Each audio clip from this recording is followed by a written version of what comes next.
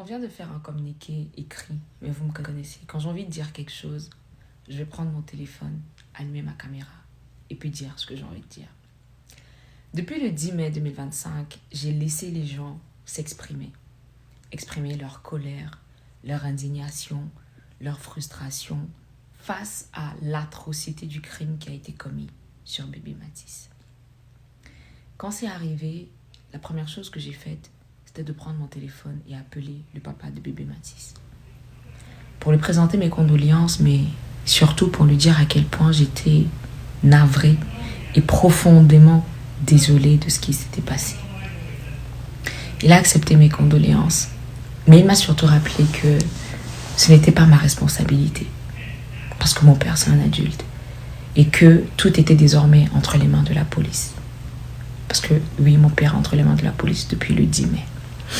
Quelques jours après, des membres de mon équipe sont allés sur le lieu du deuil pour essayer d'organiser une rencontre avec la famille qui a dit qu'elle n'était pas prête à nous recevoir, ce qui est normal et ce qu'on a compris et respecté. Donc le 12 mai, j'ai fait une vidéo ici sur Internet parce que c'est ce que je fais à chaque fois que j'ai quelque chose à dire pour rappeler que mes valeurs, mes principes et les combats que je mène ne changeaient pas parce que mon père était lié à ce crime, parce que mon père était l'auteur d'un crime, de ce crime-là. Ça ne change pas qui je suis ou ce que je défends. Et j'ai crié fort que justice soit faite. On a laissé la personne coupable. On est venu m'accuser. On a commencé par m'accuser d'avoir organisé l'agression de l'avocat de la famille. C'était quelques jours après. Je ne sais même pas qui c'est l'avocat. Je n'ai rien fait. Je ne sais même pas si c'est vrai. Mais on m'a quand même accusé. Je n'ai rien dit. Ensuite, on m'a accusé de vouloir acheter la famille. Comme quoi j'aurais donné 20 millions. Cette histoire a un peu chauffé et tout. Je n'ai rien dit alors que je n'avais rien fait. 20 millions que je n'ai même pas d'ailleurs. Ensuite, il y a eu l'instrumentalisation des concerts. Il y a des gens qui sont repartis écrire aux salles en France et tout. Alors que j'avais déjà fait une vidéo dans laquelle j'avais précisé que tous mes concerts étaient reportés par respect pour la période de deuil. Il y a plein de faux comptes qui ont été créés. Bref, je n'avais rien fait. Et jusqu'à ce que cet enfant soit enterré, je n'ai eu aucun événement, je n'ai fait aucune prestation. Jusque-là encore, je n'ai rien dit. Je suis restée tranquille. Après ça, on m'a accusé d'avoir fait sortir mon père de prison ou des cellules quelques jours avant parce qu'il aurait tué quelqu'un d'autre. Chose pour laquelle je n'étais pas informée. Je ne savais pas, j'ai aussi découvert ça dans la foulée. Je n'étais pas au courant parce que je n'ai jamais sorti mon père de nulle part. Ça fait 8 ans que je ne vis plus avec mes parents, que j'ai quitté le quartier comme on dit.